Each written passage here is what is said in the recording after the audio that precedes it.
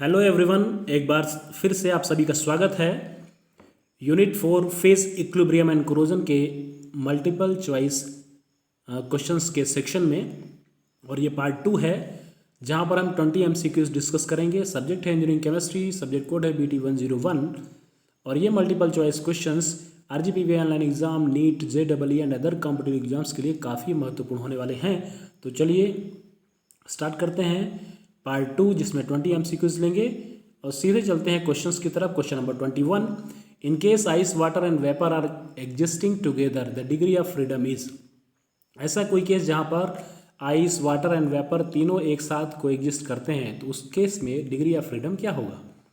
तो हम सभी जानते हैं कि अगर तीनों चीज़ें एक साथ को एग्जिस्ट कर रही हैं तो वो किसी फिक्स टेम्परेचर और प्रेशर पे ही पॉसिबल है और ये दो वेरिएबल्स में से हम किसी वेरिएबल में भी चेंज नहीं कर सकते। अगर हम वेरिएबल में चेंज करते हैं सिस्टम कोलैप्स कर जाएगा।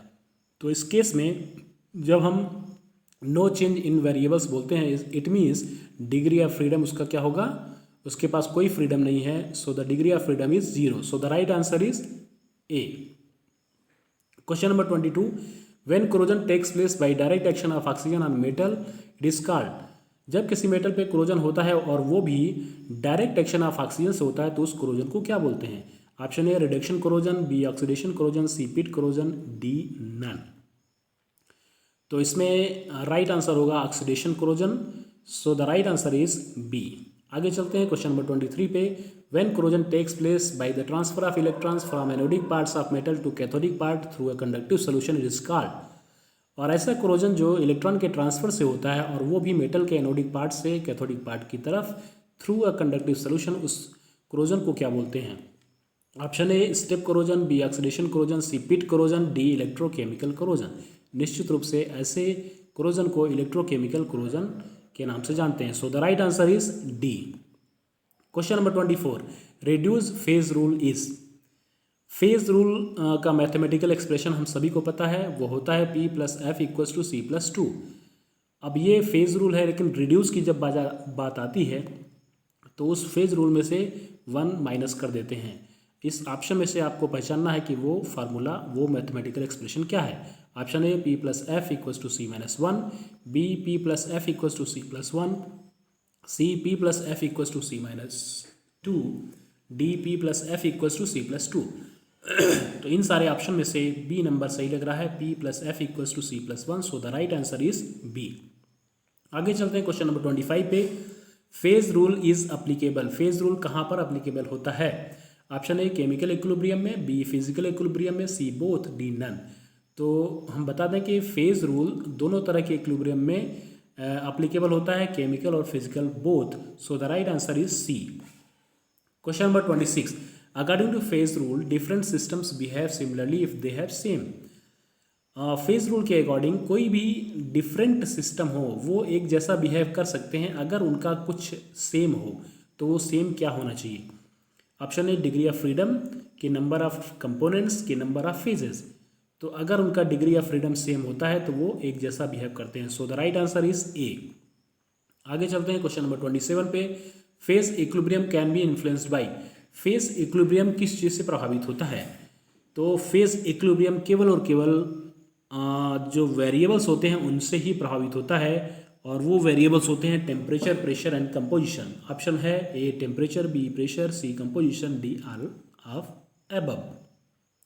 सो the right answer is D all above. Question number 28, phase rule consider. Phase rule क्या क्या कंसीडर करता है। A number of phases, B amount of phases, C both, D none.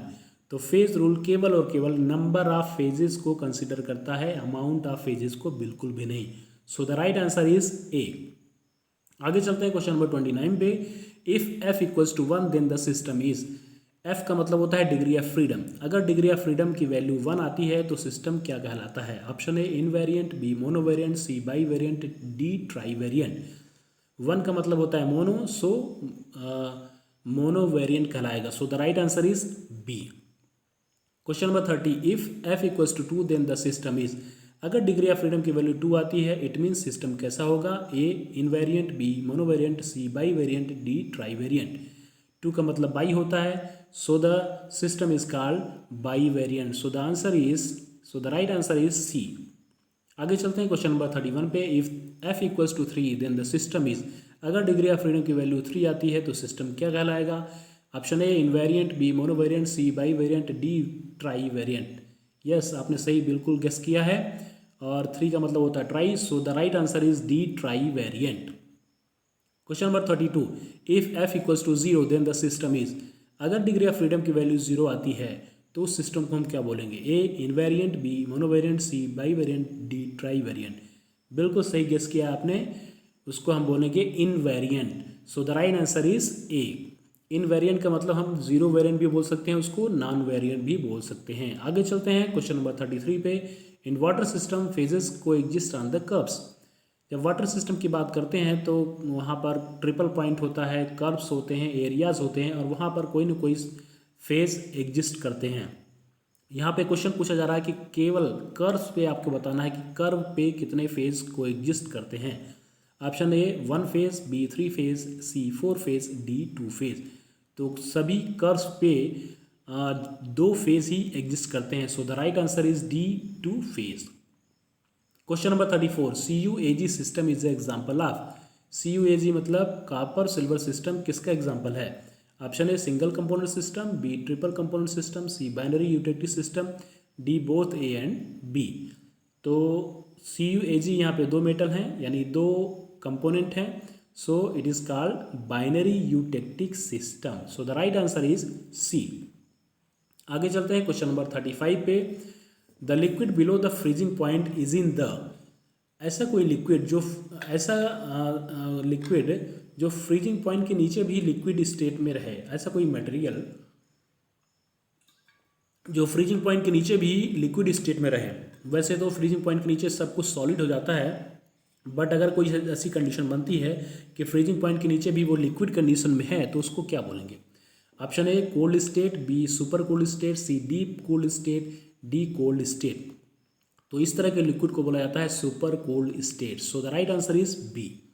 Question number 36, corrosion of metals involves, metal की corrosion में क्या चीज़ involve होती है? फिजिकल रिएक्शन की, केमिकल रिएक्शन की, बोथ की नन? तो हम सभी जानते हैं corrosion is a chemical reaction, इसमें फिजिकल बिल्कुल भी नहीं होता है, so the right answer is B chemical reaction.